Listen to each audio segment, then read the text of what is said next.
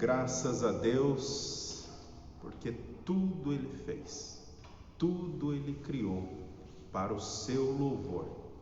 E a partir desse hino que nós acabamos de cantar, também se dará a nossa meditação no Salmo de número 8.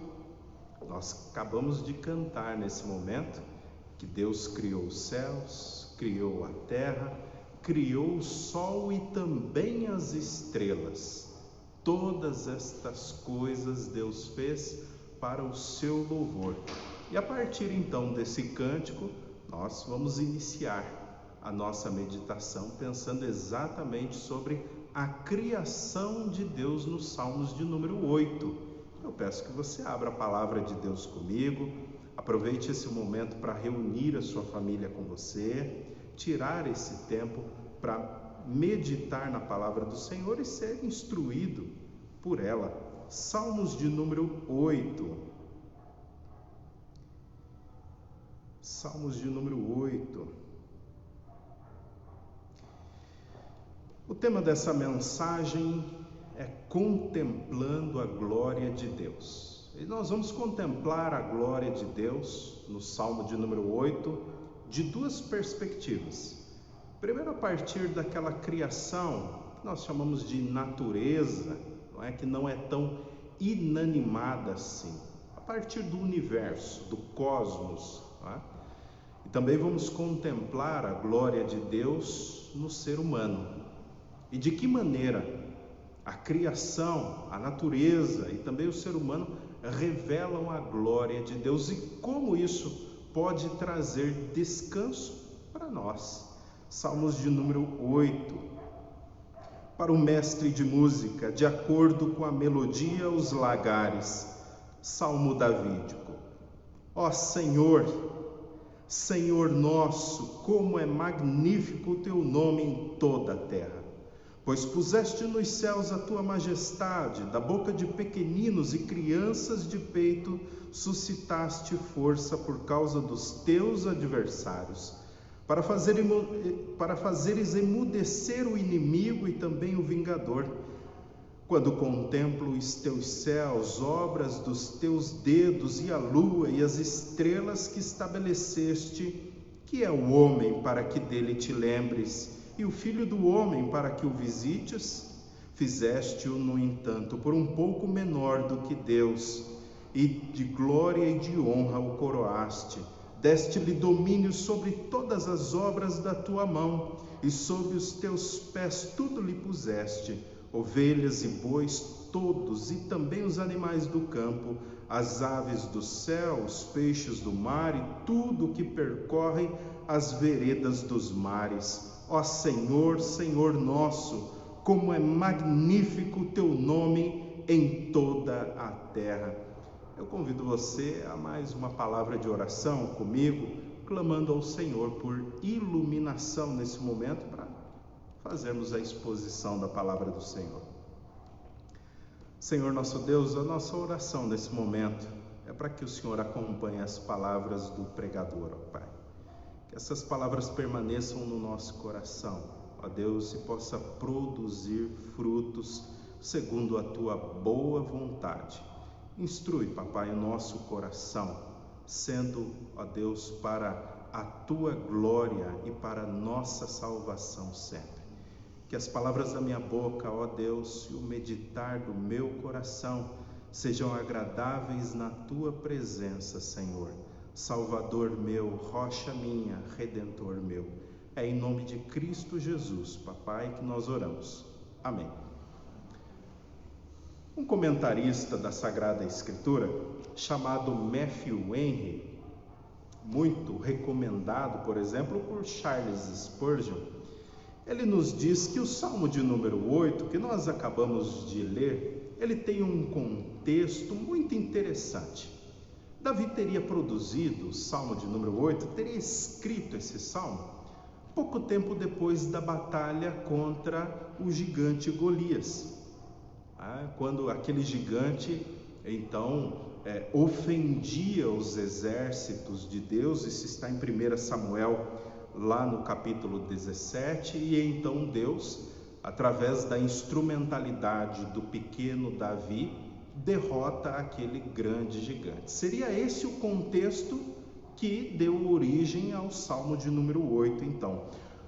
Naquele momento, muito mais do que uma luta entre Davi e o gigante Golias, aquela foi uma luta entre Deus e um inimigo do povo de Deus, em que Deus vence um grande gigante pela instrumentalidade de um homem pequeno, um homem franzino, como era Davi. Você deve se lembrar dessa passagem.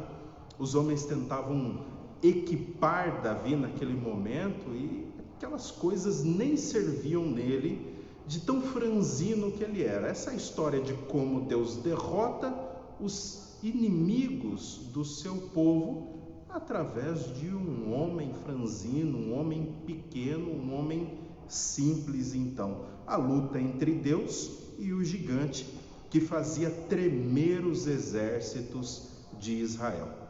Naquele momento, quando Golias ele falava a respeito e contra os exércitos de Deus, Golias havia se colocado contra o próprio Deus. Porque se colocar contra o povo de Deus é o mesmo que se colocar contra o próprio Deus. A partir desse momento, aquela luta passou então a ser não uma luta mais em relação a Davi e Golias, mas sim a Deus e Golias, porquanto Golias, o gigante, estava maldizendo o povo de Deus. Ofender o povo de Deus é o mesmo que ofender o próprio Deus. Então Deus entra naquela briga a partir então de Davi, um homem pequeno, e mostra a todos nós de que forma o nosso Deus grandioso e belo vence o orgulho, sabe, a insensatez de homens grandes como Golias, a partir de homens pequenos e homens simples. Então, a mensagem que é enviada a partir de 1 Samuel 17 é que Deus, não é Ele quem luta contra os nossos adversários, é Deus quem luta contra os nossos adversários, é Ele que vence também as nossas batalhas. Deus é quem luta cada uma das nossas dificuldades. É isso que nós vemos em 1 Samuel 17. Porquanto qualquer coisa que se levante contra aqueles que são povo de Deus, é algo que se levantou contra o próprio Deus. É esse o contexto no qual o Salmo de número 8, então, é escrito segundo Matthew Henry. Quando Davi compôs, então, o Salmo 8, de acordo com aquela realidade histórica que ele vivenciou naquele momento, fica claro que ele coloca isso também no Salmo 8. Ele faz com que isso apareça para nós no Salmo de número 8. Fica claro que todo salmo que Deus, por a sua infinita sabedoria, inspirou Davi, recebe então essa realidade histórica e é descrita no Salmo de número 8, mostrando então o domínio de Deus também a partir daquilo que é pequeno, daquilo que é humilde, daquilo que é simples, sobre as coisas maiores. Nós vamos ver isso permear todo o Salmo de número 8, as coisas grandiosas sendo dominadas por coisas pequenas, por coisas simples e por coisas humildes, porque aponta para essa realidade histórica que Davi vivenciou com Golias, É bem possível que diante dessa realidade que nós vemos então no Salmo de número 8, Davi com certeza louvou a Deus, porque ele viu a ação de Deus a partir da sua vida, quando derrota aquele gigante. Então, aquela não era uma luta só entre Davi e o gigante, mas era uma luta entre Deus e o gigante Golias. Um comentarista da Sagrada Escritura, chamado Derek Kidner, comentando esse salmo, nos diz que nós temos nesse salmo de número 8 um exemplo insuperável do que um hino deve ser. Um hino deve celebrar a glória e a graça de Deus. O tema dominante de todo esse salmo é: quão magnífico é o teu nome. Pois ele começa no verso 1 e termina no verso 9 com o próprio Deus. Logo, meus amados irmãos, eis aqui um salmo de louvor e de exaltação a Deus pela sua glória que é demonstrada. Este é um salmo que fala sobre a beleza e a grandeza de Deus, porquanto começa louvando a Deus e termina louvando a Deus. A glória de Deus deve ser louvada então a partir desse salmo. Com certeza também um salmo composto para ser cantado no culto público pelo povo de Deus. E certamente, à medida que este povo cantava o salmo de número 8 e começava então a olhar para toda a criação, o povo então estava instruído que a criação apontava para a glória do Criador. E o povo recebia essa instrução então da parte de Deus através deste hino então.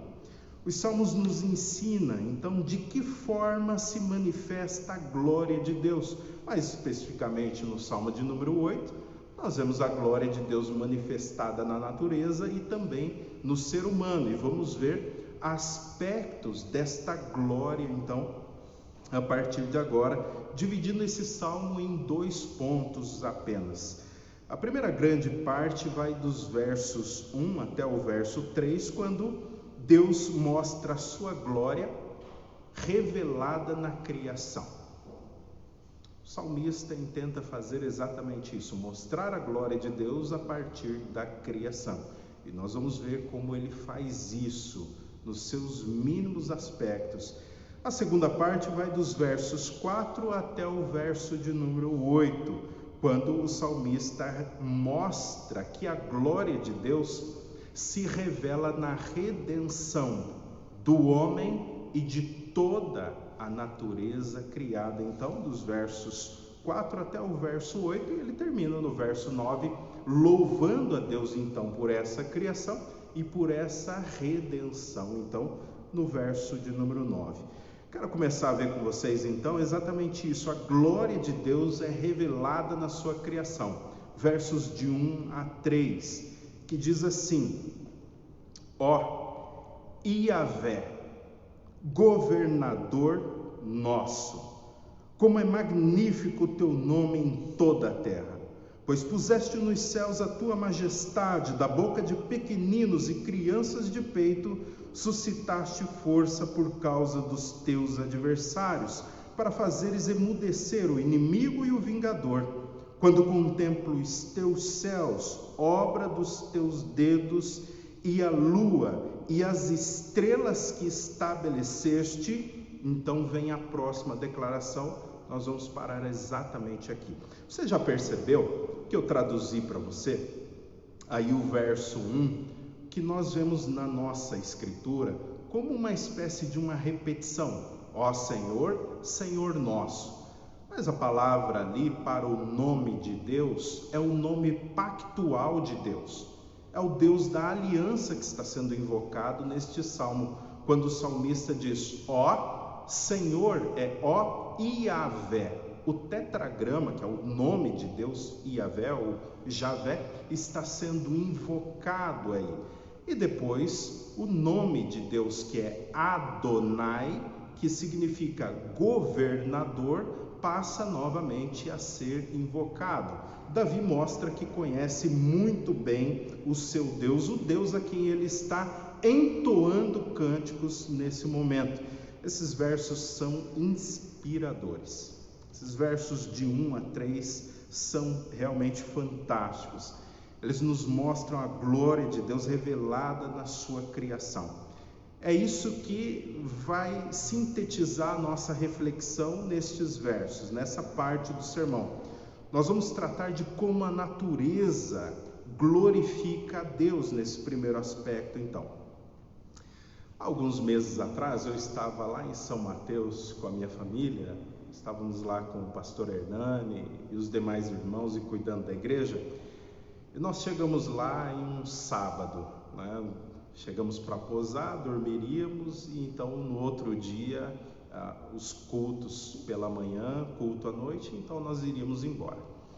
À noite apareceu uma borboleta enorme dentro da igreja, enorme. Nós não conseguimos distinguir que era de fato uma borboleta. Nós tentamos agarrar aquele animal e colocá-lo para fora da igreja, porque nós estávamos dormindo lá e as meninas ficavam com medo daquela borboleta. Era realmente algo muito estranho.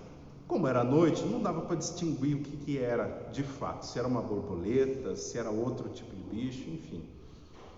Quando nós acordamos pela manhã, nós então vimos do lado de fora o que era aquela borboleta, o que era aquele bicho, né? Era uma borboleta coruja. Ela era realmente enorme e ela tinha desenhos belíssimos nas suas asas e em todas as costas ali, a figura de uma coruja realmente. Naquele momento, quando eu vi aquela figura daquela borboleta coruja, quem já viu sabe que é realmente muito bela.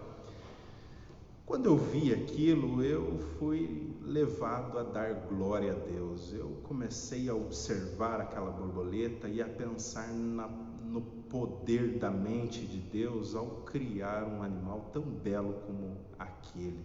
Tá? Ele utiliza então aquela pintura que está nas suas costas contra os predadores e é realmente uma figura muito bela. E quando você olha para aquilo, não tem como você não glorificar a Deus por aquela beleza, por aquela maravilha que você está vendo. É isso que deve fazer a criação de Deus.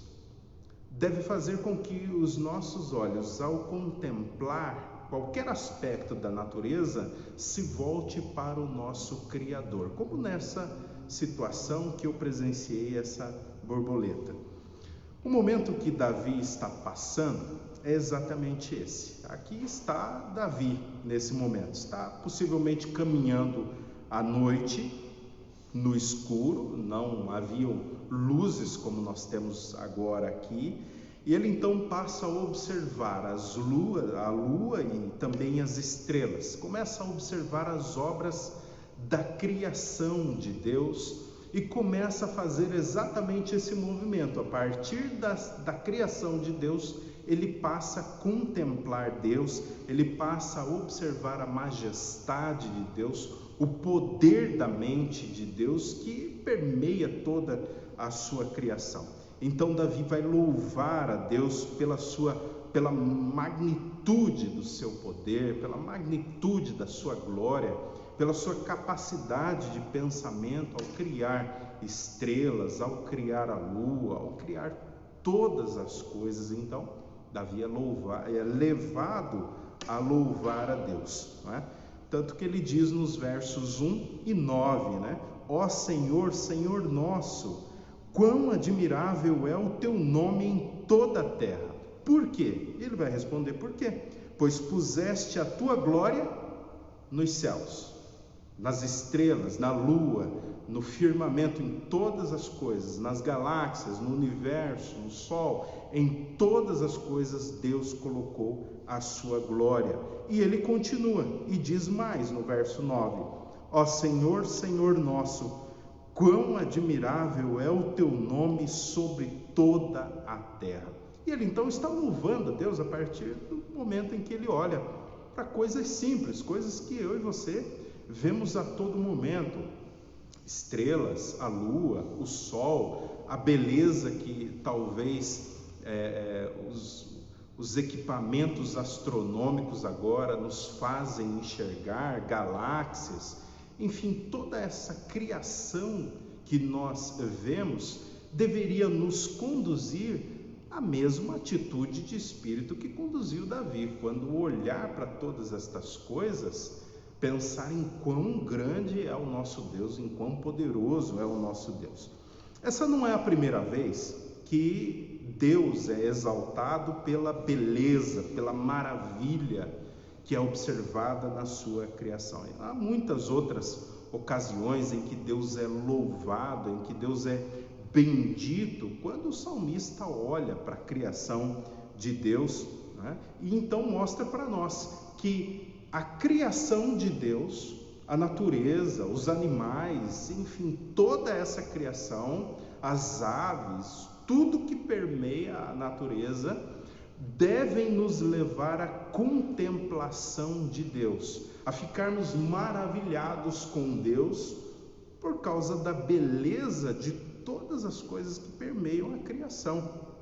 Eu quero mostrar para vocês, em especial, como isso também acontece no Salmo 104, que também é um salmo de Davi, e como as obras da natureza devem conduzir os filhos de Deus à contemplação, à admiração de Deus. Veja comigo no Salmo 104, por exemplo, quando Davi diz assim: bendize, ó minha alma, ao Senhor. Senhor Deus meu, tu és magnificentíssimo, estás vestido de glória e de majestade. Ele se cobre de luz como de um vestido, estende os céus como uma cortina. Ele põe nas águas as vigas das suas câmaras, faz das nuvens o seu carro, anda sobre as asas do vento.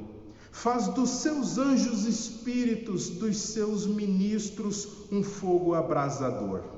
Lançou os fundamentos da terra, ela não vacilará em tempo algum. Tu a cobriste com um abismo, como com um vestido, as águas estavam sobre os montes. A tua repreensão fugiram, a voz do teu trovão se apressaram. Subiram aos montes, desceram aos vales, até o lugar que para elas fundaste. Termo lhes puseste, que não ultrapassarão, para que não tornem mais a cobrir a terra. Tu que fazes sair as fontes nos vales, as quais correm entre os montes, dão de beber a todo animal do campo. Os jumentos monteses matam a sua sede. Junto delas as aves dos céus terão a sua habitação, cantando entre os ramos. Ele rega os montes desde as suas câmaras. A terra farta-se do fruto das suas obras. Faz crescer a erva para o gado e a verdura para o serviço do homem, para fazer sair da terra o pão e o vinho que alegra o coração do homem, e o azeite que faz reluzir o seu rosto, e o pão que fortalece o coração do homem. As árvores do Senhor fartam-se de seiva, os cedros do Líbano que ele plantou, onde as aves se aninham. Quanto à cegonha, sua casa é nas faias. Os altos montes são para as cabras monteses, e os rochedos são refúgio para os coelhos. Designou a lua para as estações, o sol conhece o seu ocaso. Ordenas a escuridão e faz-se noite, na qual saem todos os animais da selva. Os leãozinhos bramam pela presa, e de Deus buscam o seu sustento. Nasce o sol e logo se acolhem, e se deitam nos seus covis. Então sai o homem à sua obra e ao seu trabalho até a tarde. Ó Senhor, quão variadas são as tuas obras! Todas as coisas fizeste com sabedoria, cheia está a terra das tuas riquezas. Salmo 104, versos 1 a 24. Deus é louvado pela beleza da criação. Todas as coisas estão muito bem programadas. Por exemplo, há muitas coisas você não precisa ensinar os animais. Eles agem de acordo com algo que foi colocado neles, não é? Todas as coisas estão muito bem programadas. As árvores servindo aos homens, servindo aos animais, a terra dando o seu fruto para a colheita.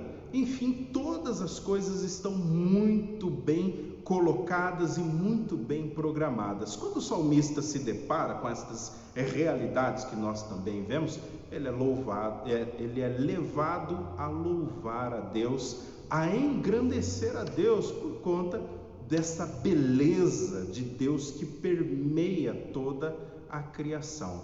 Essa simplicidade das coisas é exaltada e é usada pelo salmista para louvar a Deus. Então, quer seja no Salmo 8, quer seja no Salmo 104, que nós acabamos de ler, então, aparecem os aspectos da criação, aquelas coisas grandiosas que nós podemos perceber, o universo, as galáxias, os elementos, a lua, o sol, as estrelas. Agora também existem aquelas coisas pequenas da criação, que também revelam a glória de Deus. As crianças, no Salmo 108, crianças de peito, que mamam, revelam a glória de Deus. Coisas simples, coisas que nós estamos acostumados. Então vocês perguntam, de que maneira uma criança revela a glória de Deus? Você já percebeu que você não precisa ensinar uma criança a mamar? Quem teve filhos aqui sabe que a criança começa a chorar, a mãe chega ela perto do seio e ela não precisa ensinar ela a sugar, ela já começa a sugar o leite ali. Deus começa a revelar a sua glória a partir dessas coisas simples, a partir dessas questões simples. Crianças, a partir de ovelhas, bois, animais no campo, aves nos céus, animais marítimos, todas as demais coisas que estão citadas nesse salmo, não é? Devem induzir o homem a olhar e a contemplar a glória de Deus. Porque a partir da meditação da glória de Deus, o homem está oferecendo culto a Deus. É um momento em que o homem está olhando para estas coisas e está maravilhado, não com estas coisas, mas está maravilhado com Deus, com a beleza da mente de Deus, com a sua capacidade de criação. Olha quantas coisas variadas o ser humano tem à sua disposição, todas criadas pela mente de Deus, e Deus pensou em cada uma delas de forma bastante específica. Como cada animal é diferente um do outro, as frutas são diferentes umas das outras, enfim, os planetas que agora estão sendo descobertos na vastidão do universo, e como cada planeta existente é diferente um do outro, cada árvore diferente, cada ave é diferente uma da outra. Quando nós olhamos para todas estas coisas, então, nós somos levados ao culto, à contemplação da glória de Deus. Pensamos a respeito de Deus e como Ele faz todas estas coisas pelo seu poder, não é? Então nós pensamos sobre essas coisas, ficamos maravilhados. Portanto, aqui a criação em todo o seu aspecto, do maior ao menor, revelam juntos a beleza da glória de Deus. É aqui que está o propósito da criação revelado nesse salmo. A criação existe para revelar a glória de Deus. Ela revela a glória de Deus no que ela é e no que ela faz, no que ela é e no que ela foi criada para fazer. Aí ela manifesta a glória de Deus. Ela mantém-se sendo aquilo que ela é e mantém-se fazendo aquilo que ela foi criada para fazer. A grande pergunta, então, que nós temos é: se nós nos perguntássemos de que forma a criação glorifica a Deus? Pois bem, elas glorificam a Deus naquilo que é e naquilo que são, naquilo que foram criadas para fazer, né? As obras da criação de Deus, à exceção do homem, perceba, à exceção do ser humano, todas as demais obras continuam fazendo exatamente aquilo que foram criadas para fazer. Todas estas obras que Deus criou permanecem obedecendo a ordem para o que foram criadas.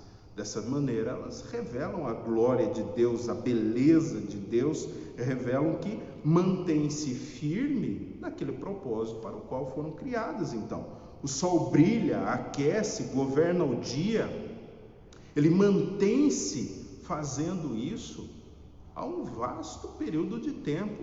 A lua, as estrelas brilham, enquanto a lua governa a noite, mantém-se fazendo exatamente aquilo que foi criado para fazer. O mar, as árvores do campo produzem alimento, oxigênio, possibilitam a vida, os pássaros, os animais do campo, os peixes, cada um cumpre o seu propósito. Tudo aquilo que Deus criou, à exceção do ser humano, cumpre o propósito para o qual foi criado, sendo aquilo que é e obedecendo aquilo que foi criado para fazer. É isso que o salmista fica espantado.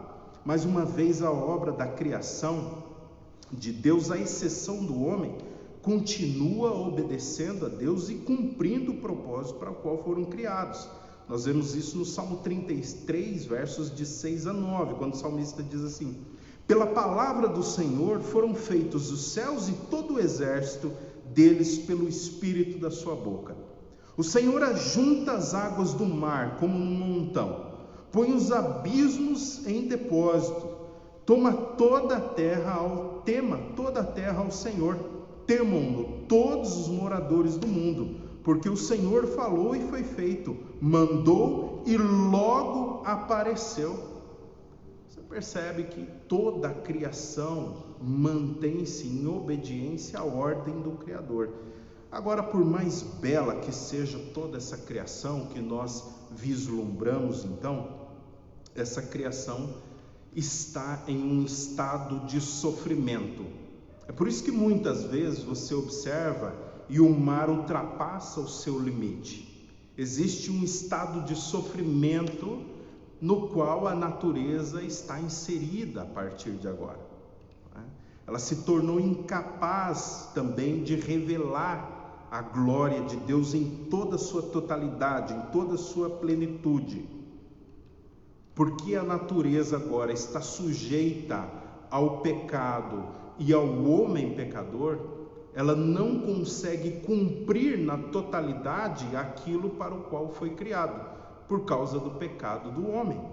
Por exemplo, se o homem não tivesse caído em pecado, se não tivesse pecado em Gênesis, a Sagrada Escritura que você tem nas suas mãos agora não seria necessária. Perceba o quão hediondo é o pecado. A Sagrada Escritura não seria necessária se o pecado não tivesse entrado no mundo. A criação de Deus, toda a beleza da criação, revelaria Deus na sua plenitude. Você chegaria, observaria toda aquela criação de Deus no Éden, e você não precisaria perguntar para ninguém quem criou tudo isso aqui. Você saberia que Deus é o Criador de todas aquelas coisas, de que Deus fez todas aquelas coisas pelo seu poder. Percebe? Agora aí está o problema do pecado. O pecado corrompeu a natureza de certa forma que ela não consegue agora expressar em toda a sua plenitude a glória de Deus. Nós vemos, por exemplo, na Confissão de Fé de Westminster, no capítulo 1, quando trata da Sagrada Escritura, no artigo 1, nós lemos assim: ainda que a luz da natureza e as obras da criação e da providência de tal modo manifestem a bondade, a sabedoria e o poder de Deus, que os homens ficam inexcusáveis, contudo, não são suficientes para dar aquele conhecimento de Deus e da sua vontade necessário para a salvação. Por isso foi o Senhor servido em diversos tempos e diferentes modos revelar-se e declarar à sua igreja aquela sua vontade. E depois então, para melhor preservação e propagação da verdade, para o mais seguro estabelecimento e conforto da igreja, contra a corrupção da carne e malícia de Satanás e do mundo, foi igualmente servido fazê-la escrever toda.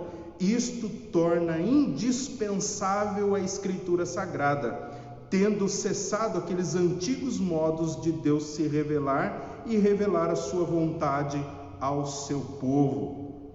A corrupção do pecado, incidindo sobre o homem, sobre toda a criação, ela é tão poderosa, ela é tão maligna, o pecado é tão maligno, que se não fosse ele, a natureza como um todo revelaria na plenitude a glória de Deus. A natureza seria evangelizadora em toda a sua plenitude. Não é?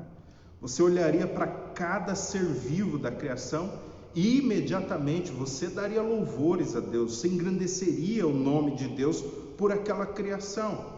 Agora, dada a corrupção do gênero humano, dado a entrada do pecado no mundo, os homens olham para a criação e eles não veem nada mais do que um processo evolutivo. Olha para todas essas belezas que os homens veem. Olha para toda essa diversidade de coisas que nós falamos aqui agora. Os homens não veem nada mais do que um processo evolutivo. Perceba que a ação do pecado, tanto no homem quanto na natureza, faz com que o homem não consiga contemplar e cultuar Deus ao observar as obras da criação. O homem pensa que todas estas coisas estão como estão por obra do acaso. De uma explosão, todas essas coisas surgiram em toda essa diversidade que nós podemos ver. Percebe? Esse é o problema do pecado. O pecado corrompeu a mente humana, corrompeu os olhos humanos. O pecado corrompeu o espírito humano. O pecado não só corrompeu o homem, mas degradou também a criação, de tal maneira que ela não consegue, na sua plenitude, glorificar a Deus. Ela não consegue revelar na sua plenitude que há um Deus nos céus e que criou todas essas coisas. Os homens olham também para a Sagrada Escritura e eles não veem nada mais do que um simples livro, dada a corrupção do pecado. Quão maligno é o pecado do ser humano. Enquanto a criação de Deus e toda essa beleza e toda essa diversidade foi criada por Deus e permanece obedecendo, para que o homem, ao olhar para elas, glorifique a Deus, quando entra a corrupção do pecado, o homem não consegue mais ver isso, não consegue mais ver essas coisas, ele não consegue mais ver Deus a partir da criação.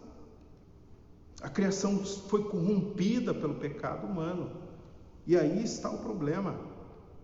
Talvez você esteja se perguntando, de que forma, pastor, eu saber que a criação revela a glória de Deus? De que maneira isso pode contribuir com a minha vida espiritual? De que maneira isso pode me ajudar a saber dessa diversidade da criação de Deus? Pois bem, o salmista é quem vai responder essa pergunta. Ele olha para toda a criação de Deus e ele logo é conduzido à contemplação, à meditação, ele é conduzido ao culto, ao louvor a Deus. Ele começa a pensar em todos os aspectos possíveis sobre o ser de Deus a partir da criação. Ele olha para toda essa diversidade, ele começa a pensar no poder de Deus para criar todas essas coisas, na mente de Deus para criar todas essas coisas. Eu quero mostrar isso para você de uma forma prática, para você entender de que maneira isso contribui com a sua vida e com a minha vida, tá bom? Como isso é de fato.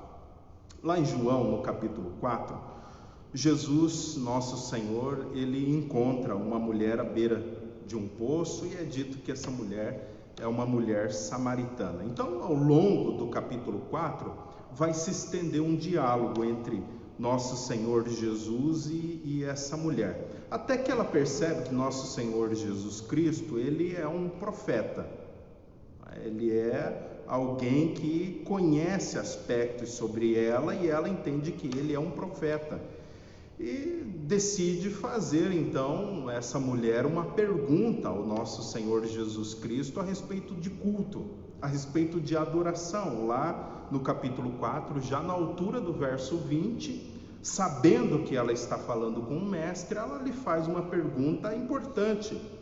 Ela pergunta para ele sobre aspectos do culto. Ela pergunta para ele: qual o local ideal para adoração? Qual o local ideal para o culto? Seria em Gerizim, como querem os samaritanos? Ou seria em Jerusalém, como querem os judeus? ela tem essa dificuldade, ela quer entender onde Deus deve ser adorado, onde Deus deve ser cultuado, qual é o local correto. Não é? E você sabe qual é a resposta do nosso Senhor Jesus Cristo: nem um lugar, nem outro, porque Deus procura aqueles que o adorem em espírito e em verdade. Agora, aqui está a questão, aqui está o que Davi está fazendo. Às vezes nós percebemos pessoas que são exatamente como a mulher samaritana.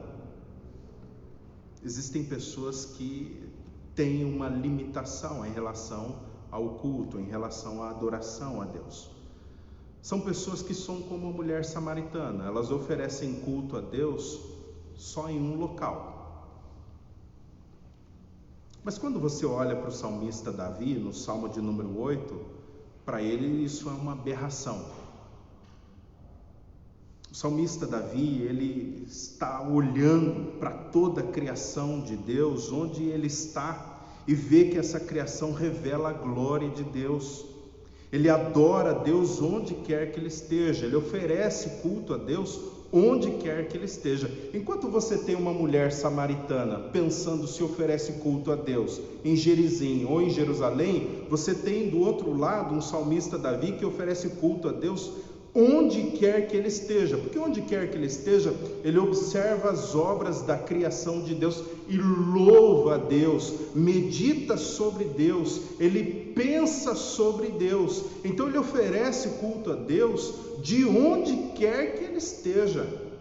De onde quer que ele esteja, lugar para oferecer culto a Deus. Aqui está ele. Aqui está a importância de saber que a criação revela a glória do Criador. É compreender que enquanto você caminha para a vida eterna, você pode adorar e contemplar a Deus, você pode cultuar a Deus a partir da beleza da criação de Deus. Vamos aplicar isso um pouco mais agora.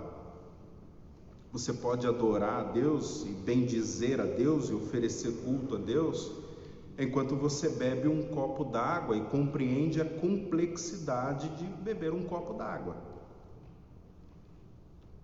Você pode adorar a Deus e oferecer culto a Deus, por exemplo, enquanto você cuida da sua casa. Porque você entende que esse é o papel que Deus entregou nas suas mãos. Percebe? Você pode adorar a Deus e cultuar a Deus enquanto você lidera a sua família, enquanto você lidera a sua casa. Porque você entende que esse foi o papel que Deus deu a você. E você, mulher, pode cultuar a Deus, adorar a Deus, quando você olha para o seu marido e você observa ele liderando a casa, como Cristo lidera a igreja. Então você olha para o seu marido nesses aspectos e você é levado a oferecer culto a Deus, você é levado a glorificar a Deus, porquanto o seu marido cumpre o papel que lhe foi dado. Em todos os aspectos você pode glorificar a Deus, exaltar a Deus e oferecer culto a Deus em todos os momentos. Você pode, como marido, olhar para sua esposa e ver que ela cuida corretamente dos filhos, instrui os filhos, ajuda em todas as demais coisas, e observar de que maneira a igreja está submissa a Cristo. E então oferecer culto a Deus por quanto você consegue observar dentro da sua casa essa magnífica criação de Deus em funcionamento.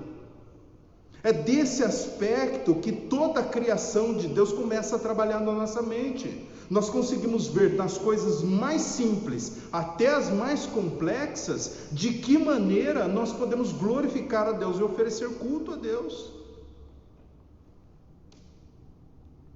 Então você fica satisfeito em Deus. Então você se deleita em Deus quando você observa todas as coisas e percebe que todas as coisas são a respeito dele, que todas as coisas devem apontar para ele. Então você olha para elas e você fica abismado, você começa a contemplar a glória de Deus de uma maneira nunca antes contemplada. Você consegue ver Deus, sabe, se revelando a você nas obras da criação, das mais simples às mais complexas. Agora, esse é um movimento sempre interessante que o salmista passa para nós. Sabe, ele olha para a grandeza da criação e pensa sobre a grandeza e todo o poder de Deus envolvido nesse processo criativo. Nesse caso, obviamente, você já entendeu que Deus é muito maior do que toda a sua criação. Inclusive o salmista diz isso no verso 3, ele diz: o dedo de Deus é o responsável por toda esta criação. Quem criou foi o dedo de Deus, não é a mão, o braço, mas o dedo de Deus é o responsável por toda essa criação. Isso está no verso 3, né? O salmista aqui utiliza uma linguagem que nós chamamos de uma linguagem antropomórfica, né? Ele atribui uma forma humana a Deus para explicar algo que às vezes é incompreensível para nós. Ao dizer que o dedo de Deus criou o universo, o salmista intenta que nós percebamos o seguinte: você acha que o universo é grande? Você olha para toda essa vastidão, para todos esses detalhes de coisas, você percebe que isso é grande e tudo isso é muito poderoso, está muito bem programado? Você olha para o Sol, para a Lua, para as estrelas, para todos os planetas e milhões e bilhões de galáxias que tem espalhadas, o universo afora, você acha que isso é grande? Pois bem, eu vou lhe dizer uma coisa: quem criou todas essas coisas foi o dedo de Deus. Então ele quer que nós percebamos essa diferença entre aquilo que é grande e aquilo que é pequeno e que domina. Ele quer que nós percebamos isso nesse salmo. Obviamente o dedo de Deus aqui é uma linguagem poética, mas ele quer que a gente perceba isso. Aquilo que é grande, aquilo que é estrondoso é dominado por aquilo que é pequeno. Nesse caso, o dedo de Deus criou todas as coisas. Você acha que o universo é grande, é poderoso, é vasto? O que você pensa a respeito de Deus? Porque apenas o dedo de Deus criou todas essas coisas. Essa é a imagem que o salmista quer que pensemos. É sobre isso que ele quer inundar o nosso coração, que nós pensemos a respeito dessa grandiosidade de Deus, não é? Eu quero que você então perceba nesse movimento do salmista, aquilo que nós pensamos que é exaltado e grandioso, acaba sendo rebaixado por algo que de certa forma é simples e é até pequeno. O universo, o dedo. Criança de peito, inimigos. Elas glorificam a Deus diante dos seus inimigos e vence os seus inimigos. Perceba esse movimento que o salmista está inserindo a gente. O universo é criado pelo dedo.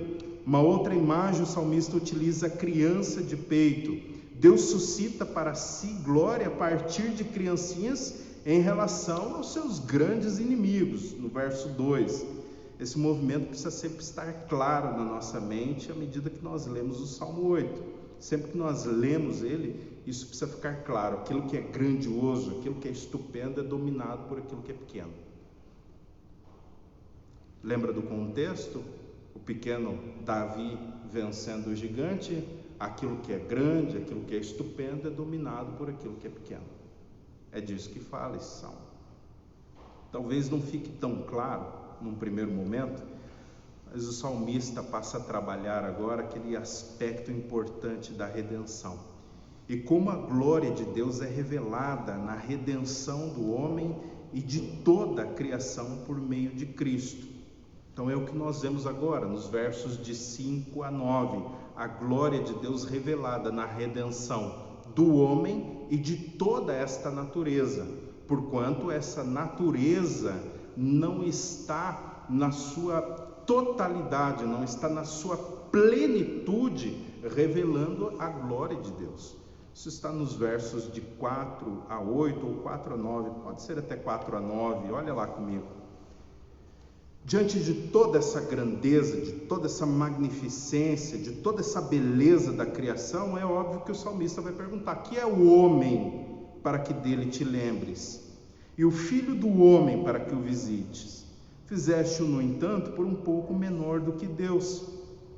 e de glória e de honra o coroaste. Deste-lhe domínio sobre todas as obras da tua mão, e sob seus pés tudo lhe puseste, ovelhas e bois todos, e também os animais do campo, as aves do céu, os peixes no mar, e tudo que percorre as veredas dos mares. Ó Senhor, Senhor nosso, como é magnífico o teu nome em toda a terra. Aqui está versos fascinantes para nós. Eles mostram a glória de Deus revelada, então, na redenção, ainda que isso não fique tão claro nesse salmo. Dos versos 4 até o verso 8, nós vemos a criação colocada sob domínio do homem. O homem deve dominar sobre toda a criação. E, portanto, a reflexão nessa parte do sermão, então, trata de como Deus é glorificado na obra da redenção. Uma vez que toda a criação está sob domínio do homem, então. Naquele primeiro caso, eu falei a vocês sobre como o salmista mostra aquela grandeza da natureza, do universo, de todas as coisas criadas, né? E de como todas essas coisas maravilhosas foram criadas pelo dedo de Deus, não é? O salmista parece realizar sempre essa comparação no salmo, entre aquilo que é grande e aquilo que é pequeno, entre aquilo que é vasto e poderoso na natureza, né, que foi criada e é dominada pelo dedo de Deus, e entre crianças de peito que vencem poderosos inimigos de Deus. Agora o salmista olha para a grandeza na natureza colocada debaixo do exercício do homem, debaixo da administração do homem. Esse salmo agora passa a ideia de que o grandioso é subjugado de novo pelo pequeno, pelo humilde, às vezes até aquele que não tem muita força, não é? As Escrituras vão nos mostrar sempre que o homem é um administrador dessa criação, essa criação vasta e poderosa, essa diversidade de detalhes que Deus criou, deve ser administrada pelo homem. Algumas pessoas às vezes acham estranho que o homem pegue um foguete e saia para fora da terra. Isso não é estranho. O homem está fazendo exatamente aquilo que foi criado para fazer. Ele está exercendo domínio, ele está criando, ele está observando a criação de Deus, está conhecendo toda a criação de Deus. Isso deve ser nesses aspectos. Todas essas pesquisas devem levar, em última análise, à contemplação de Deus. O problema está exatamente aqui, é que essas pesquisas não levam à contemplação de Deus. Que às vezes quando nós acordamos de manhã e o sol está lá radiante, nós não somos levados a dar glória a Deus. Este é o grande problema. Agora, a criação ela foi colocada debaixo da administração do homem, não é? Ela está sujeita ao homem fraco, ao homem pequeno. Nós vemos isso em Gênesis 1, 26 a 28, quando Deus cria o homem, e nós lemos assim: então disse Deus, façamos o ser humano à nossa imagem, conforme a nossa semelhança. Tenha ele domínio sobre os peixes do mar, sobre as aves dos céus, sobre os animais domésticos, sobre toda a terra e sobre todos os animais que rastejam pela terra. Assim Deus criou o ser humano, sua imagem, a imagem de Deus o criou, homem e mulher os criou. E Deus os abençoou e lhes disse: sejam fecundos, multipliquem-se, encham a terra e sujeitem a terra.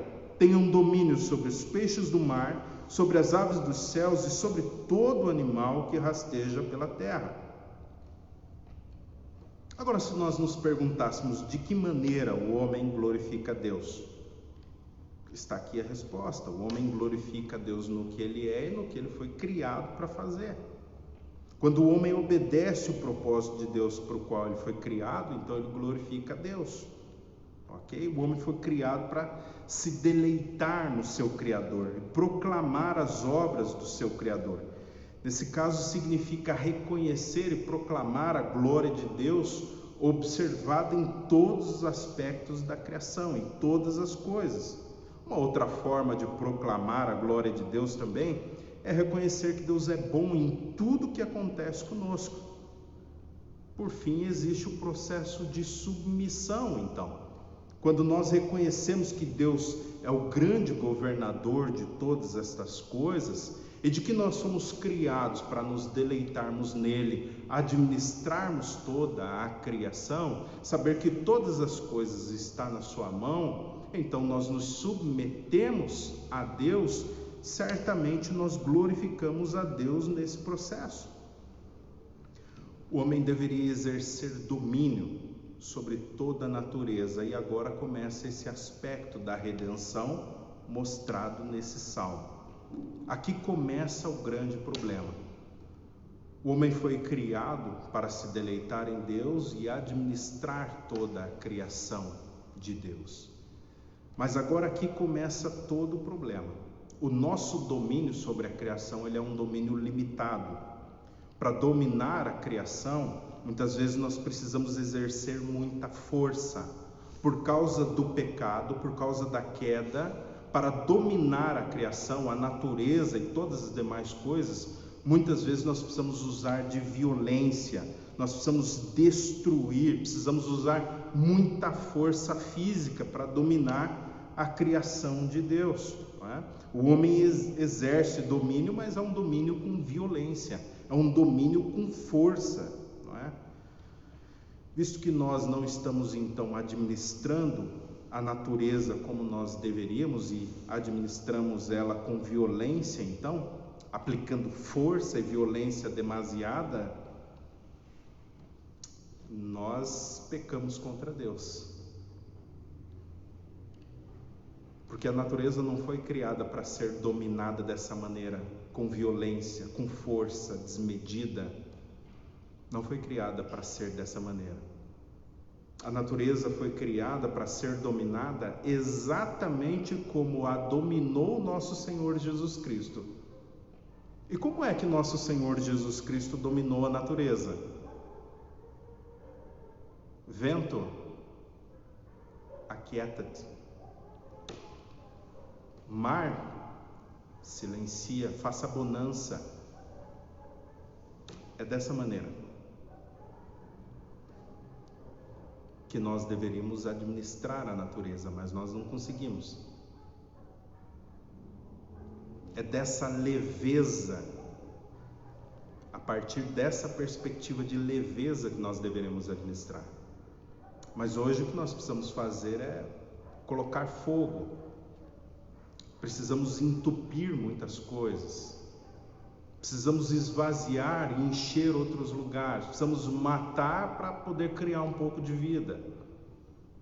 Às vezes nós destruímos uma grande parte de muita da natureza para poder criar uma pequena parte. Há um exercício dessa administração com violência, com força. E essa violência e essa força trazem pecado sobre a cabeça do ser humano. Daí então dizer-se que muitas das pestes, muitas das pragas que nós enfrentamos com razão, por quanto nós destruímos a natureza, por quanto nós destruímos aquilo que nós deveríamos administrar e administrar bem. Quando o homem caiu em pecado, isso causou muitas desgraças. A principal desgraça que aconteceu com o homem quando ele caiu em pecado foi o afastamento de Deus. Essa foi a principal desgraça que nos atingiu. Agora, outros problemas surgiram desse afastamento, outros problemas surgiram desse pecado que nós cometemos, e um deles é a perda do domínio sobre a natureza. A natureza, nesse momento, ela se submete ao homem não querendo se submeter. Nós vemos isso em Romanos 8, 19 a 23, quando nós lemos assim, olha: a ardente expectativa da criação aguarda a revelação dos filhos de Deus, pois a criação está sujeita à vaidade, está sujeita ao pecado, não por sua própria vontade, mas por causa daquele que a sujeitou, na esperança de que a própria criação seja libertada do cativeiro da corrupção, do cativeiro da prisão do pecado. para a liberdade da glória dos filhos de Deus, porque sabemos que toda a criação, a um só tempo, geme e suporta angústias até agora. E não somente ela, mas também nós, que temos as primícias do Espírito, igualmente gememos no nosso íntimo, aguardando a adoção de filhos, a redenção do nosso corpo. Da mesma maneira que nós aguardamos a redenção do nosso corpo, a natureza, que é alvo do nosso pecado, da nossa violência, aguarda com expectativa esta redenção do nosso corpo, para que ela não esteja mais sujeita ao pecado, para que ela não esteja mais sujeita a essa violência, para que em toda a sua plenitude ela consiga proclamar Deus da forma como ela foi criada para fazer. O problema principal então está aqui. Esse é o problema. Enquanto a natureza é grande, poderosa e obediente a Deus, o universo, o mar são todos poderosos, o sol é poderoso e todas as demais coisas criadas por Deus são grandes e são poderosos e permanecem obedientes a Deus. O homem que é pequeno e ínfimo se levanta contra o Criador. A natureza que é poderosa, grandiosa, obedece, mas o homem que é pequeno desobedece, é um rebelde. Aqui está a imagem no Salmo 8, é por isso que ele olha para Deus e diz: que é o homem, Senhor? A palavra ali é: que coisa é o homem? Uma vez que todo o universo obedece, todas as coisas que o Senhor criou é grandioso e mantém-se em obediência ao Senhor, que é essa coisa que é o homem? Que pequeno que é, se mantém em rebelião contra o Senhor, e por causa dessa rebelião age com violência contra toda a criação. Esse é o problema. A rebeldia humana custou a administração da natureza. Por isso a necessidade da redenção. A partir do momento em que os filhos de Deus, então, são redimidos, a partir dessa expectativa, então, a criação, amados irmãos, passa igualmente a ser redimida também.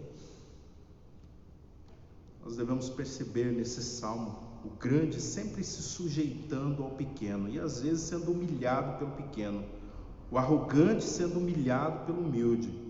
Por exemplo, olha para a grandeza da natureza e olha para a insignificância do ser humano, a sua pequenez, a pequenez do ser humano em relação a todo o universo.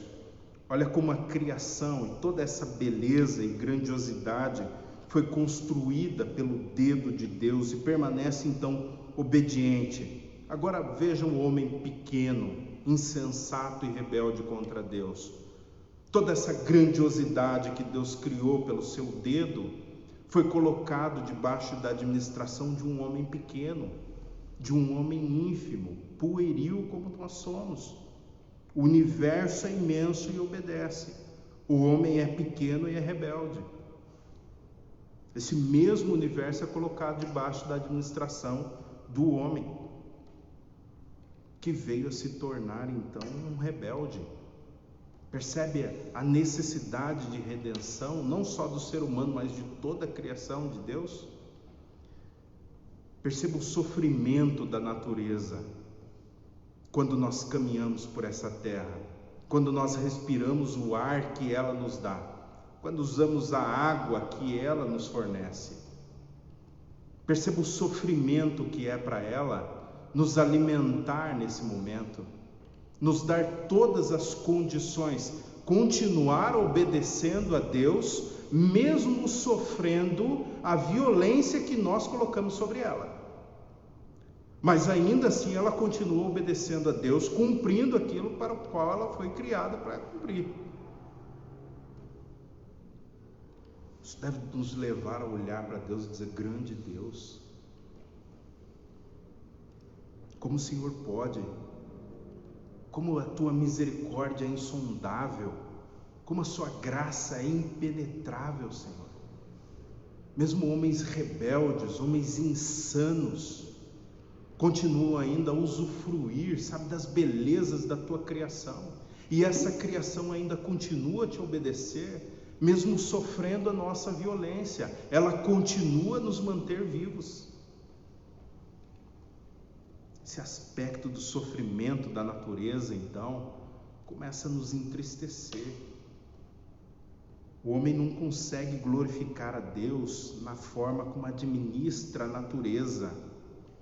Ele foi criado para se deleitar em Deus e administrar a natureza de uma forma servil, mas ele não consegue administrar a natureza dessa forma como Deus quer. Não consegue então glorificar a Deus nesse aspecto, cumprindo esse propósito. Ele foi criado para isso, mas não consegue fazer isso.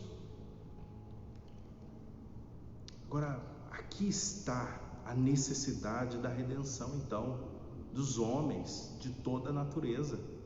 A redenção que é feita por Cristo, ela tem um aspecto muito maior do que apenas o ser humano. Ela atinge a criação de Deus como um todo. O Salmo de 1:8, dentre tantas coisas, ele é também o cumprimento de uma profecia na vida de nosso Senhor Jesus Cristo. Nós podemos ver essa profecia lá em Mateus, no capítulo 21, versos 15 a 17. Nesse contexto, nosso Senhor Jesus Cristo, ele dá uma ordem para os seus discípulos, que eles deveriam ir e trazer a ele um jumentinho. E ele então entraria em Jerusalém montado nesse jumentinho então. Quantos homens esperavam ele em um cavalo branco? Perceba as coisas grandes e estrondosas que nós esperamos e as coisas que Deus nos dá. Ele vem montado num jumentinho. Os homens esperam alguém glorioso. Ele vem de uma forma humilde, simples e pequena.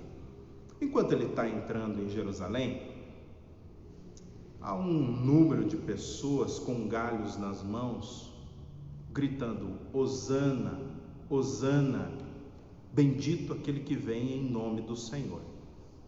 Também nesse momento, existem crianças neste meio cantando a mesma coisa: Hosana, Hosana, bendito aquele que vem em nome do Senhor. Pois bem, versos de 15 a 17 sintetizam isso que acontece. Eu quero que você perceba como isso está ligado à redenção apresentada no Salmo 8, quando diz assim, Mateus 21, de 15 a 17: Vendo então os principais sacerdotes e os escribas as maravilhas que Jesus fazia, e os meninos clamando no templo, Hosana ao filho de Davi, eles se indignaram e disseram: Jesus, você ouve o que eles estão dizendo? E Jesus disse: sim, eu ouço. Vocês nunca leram: pela boca dos meninos e das criancinhas de peito tiraste o perfeito louvor? E deixando-os, saiu da cidade para Betânia e ali passou a noite. Sabe o que é que acontece aqui? Aquelas crianças que gritam Hosana, Hosana ao filho de Davi, calou os fariseus, calou aqueles religiosos ao cumprimento aqui da profecia. Quando as crianças louvam a Jesus naquele momento e Jesus recebe aquela adoração das crianças, ele confirma o Salmo de número 8 e diz que aquele Salmo de número 8 era em relação a ele, que de crianças de peito ele tira o perfeito louvor, de crianças de peito ele cala os seus inimigos, ele cala o vingador, ele cala aquele que se coloca contra Deus. Então aqueles homens perguntam: Jesus, você não está ouvindo? Tô e recebo. Eu recebo por quê? Porque o Salmo de número 8 é a meu respeito. Porque o Salmo de número 8 que vocês deveriam conhecer é a meu respeito. As crianças pequenas estão calando aqueles que são grandes. O humilde está subjugando de novo o grande e o arrogante. Está dominando ele. Enquanto os homens esperam um Cristo glorioso entrando em Jerusalém com cavalo e exércitos, lá vem ele, sentado num jumento. Enquanto todos nós esperamos coisas grandiosas e gloriosas, Deus nos dá as pequenas e fala conosco nas pequenas coisas. O problema é que nós não conseguimos ouvir. Deus subjuga os seus inimigos a partir da declaração das crianças. Mais uma vez, o maior é subjugado pelo menor, é dominado pelo menor. Esse salmo fala de Cristo por causa da realidade que eu e você vivemos agora. Veja que o homem não consegue exercer domínio sobre a natureza, sobre toda a criação de Deus na sua plenitude. Mas esse domínio é exercitado por nosso Senhor Jesus Cristo, o Deus homem. Ainda que eu e cada um de vocês não consiga exercer esse domínio sobre a criação, o Deus homem, nosso Senhor Jesus Cristo, tem toda a criação nas suas mãos e exerce domínio sobre ela. Ele cumpre aquilo que o homem foi criado para fazer e não consegue cumprir. Nós vemos isso no texto que nós abrimos hoje o culto, Hebreus 2, de 5 a 9, quando nós lemos assim: porque não foi aos anjos que sujeitou o mundo futuro, de que nós falamos agora, mas em certo lugar testificou alguém dizendo: que é o homem para que dele te lembres, ou o filho do homem para que o visites? Fizeste por um pouco menor do que anjos, de glória e de honra o coroaste, e constituíste sobre as obras das tuas mãos. Todas as coisas lhe sujeitaste debaixo dos pés. Ora, visto que lhe sujeitou todas as coisas, nada deixou que lhe não esteja sujeito. Mas agora ainda não vemos que todas as coisas lhe estejam sujeitas. Vemos, porém, coroado de glória e de honra aquele Jesus, que fora feito por um pouco menor do que anjos, por causa da paixão da morte, para que pela graça de Deus provasse a morte por todos. Aqui está o que nós deveríamos ser e não conseguimos. Cristo é o que nós deveríamos ser e não conseguimos. Ele viveu uma vida que nós deveríamos viver e não conseguimos viver. Ele exerce o domínio que nós deveríamos exercer e não conseguimos. Ele administra da maneira que nós deveríamos administrar e também não conseguimos. Aqui está ele reinando sobre toda a criação, reinando sobre ela da forma como eu e vocês deveríamos reinar e não conseguimos. Portanto, o que nós temos no Salmo 8 são dois tipos de homens. O primeiro homem está descoroado, perdeu a sua coroa na queda. Por causa do pecado, não consegue exercitar o propósito para o qual foi criado. Não consegue obedecer a Deus, não consegue glorificar a Deus como deve, administrando a natureza como deveria. Esse homem é falido. Esse homem é eu e você. O outro homem que aparece aqui no Salmo 8 é Cristo. Ele aparece dando cumprimento a esse salmo. Ele aparece submetendo toda a criação ao seu senhorio. Ele aparece administrando toda a criação e glorificando a Deus como deveria, administrando todas as coisas como elas devem ser administradas. Todas elas estão debaixo do seu senhorio, elas estão acomodadas ao seu domínio, não é? Jesus, então, nesse momento, restitui a glória de Deus no que diz respeito ao domínio de toda a criação. E quando eu digo de toda a criação, é tudo que nós conhecemos ou podemos imaginar. Agora você pensa, pastor, de que maneira isso traz conforto ao meu coração? De que maneira isso pode me alegrar? De que maneira isso, eu conhecer estas coisas pode me ajudar a viver melhor a vida cristã? Eu creio, amado irmão, que a primeira coisa que nós pensamos aqui, a partir do momento que nós olhamos para a criação, glorificando a Deus naquilo que é e naquilo que foi criado para fazer, o homem, quando se depara com toda a obra da criação de Deus, ele pode glorificar a Deus, oferecer culto a Deus, se deleitar em Deus, ter os seus olhos voltados para a eternidade. Essa é a primeira coisa que deve confortar o nosso coração. Esteja onde você estiver, fazendo o que você estiver fazendo, Você pode contemplar as obras da criação dentro da sua família, fora da sua família, em todos os lugares. Então, louvar a Deus pela sua beleza, pela sua glória. E quando você se deleita em Deus, então, aí está a felicidade que você tanto busca. Porque a felicidade que nós buscamos, ela é permanente, ela é uma felicidade eterna, que só pode ser encontrada em Deus.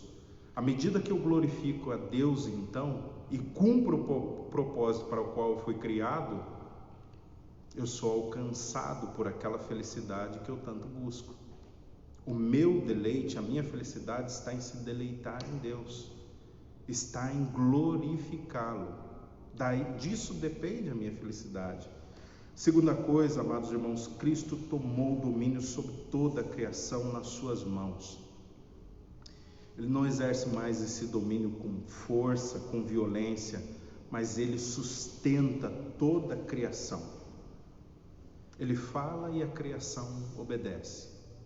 Nesse aspecto, então, há muitas pessoas que sentem medo de muitas coisas relacionadas à criação, relacionadas à destruição do mundo, relacionadas à permanência das coisas criadas por Deus. Aqui está o nosso descanso. Enquanto Cristo reinar, nunca faltará as condições ideais para que nós possamos viver. O Salmo de número 8 vai nos mostrando essa realidade. Enquanto Ele reinar, todas as coisas ficarão bem. O homem é chamado por Deus nesse momento, e eu e vocês somos chamados a estar em Cristo, nos deleitarmos nele, exercermos e exercitarmos a administração da natureza de uma forma servil, como nós observamos em Cristo Jesus. A partir destas verdades todas reunidas, nós podemos encontrar conforto, consolo e tudo aquilo que nós buscamos em Deus. Gostaria que você pensasse sobre isso nessa noite, sobre a obra maravilhosa, redentora de Cristo, que além de salvar a mim e a cada um de vocês, redime também a própria natureza, o universo, a vasta criação de Deus. Cristo faz isso ao tomar sobre si o nosso pecado e ao tomar nas suas mãos, então, as chaves de toda a criação de Deus. Ele tem nas suas mãos, como lemos nessa manhã na nossa escola bíblica dominical, as chaves da morte, do inferno e de toda a criação de Deus. Nada sai do seu controle. E louvado seja Ele, porque eu e vocês somos seus filhos, nós o amamos. Nós podemos descansar nessas verdades, que a obra de Cristo visou algo ainda muito mais amplo do que aquilo que nós conseguimos enxergar muitas vezes. Que Deus possa abençoar você, que Deus possa ajudar você a compreender a sua palavra e a importância de se deleitar em Deus em todo o tempo, de glorificá-lo, para ter o seu coração sempre cheio de felicidade. Talvez seja por isso que nós experimentamos às vezes apenas pequenas fagulhas de alegria, porque não aprendemos a contemplar Deus em toda a sua criação. Que Deus nos ajude, amados irmãos. Convido você mais uma vez comigo orar ao Senhor nesse momento. Vamos falar com Deus? Pai, em nome de Jesus, nós te agradecemos pela tua palavra, Deus, que enche o nosso coração, que nos instrui, ó Pai, que mostra a tua grandeza, a tua beleza, ó Deus, o teu poder em criar o sol, as estrelas. Tudo o Senhor fez, ó Deus, tudo o Senhor criou para o seu louvor, assim como nós também devemos dar louvores ao Senhor, ó Pai. Que a tua palavra permaneça no nosso coração, ó Deus, que nós possamos compreender, ó Deus, que a partir da contemplação, ó Deus, da tua glória demonstrada nas obras da criação, ó Pai, nós podemos nos deleitarmos no Senhor, podemos, ó Deus, alcançar a felicidade que nós tanto buscamos, Pai. Que o Senhor seja conosco durante todo este restante de dia e durante toda a semana que se apresenta, Pai, nos guardando a nossa família, guardando, ó Deus, todos aqueles que estão conosco, guardando a nossa igreja, ó Pai, dando saúde àqueles que estão doentes, ó Pai, sustentando a todos aqueles que estão necessitados no nosso meio e nos usando como instrumentalidade do Teu poder, Senhor. Nós te agradecemos e oramos em nome de Cristo. Amém.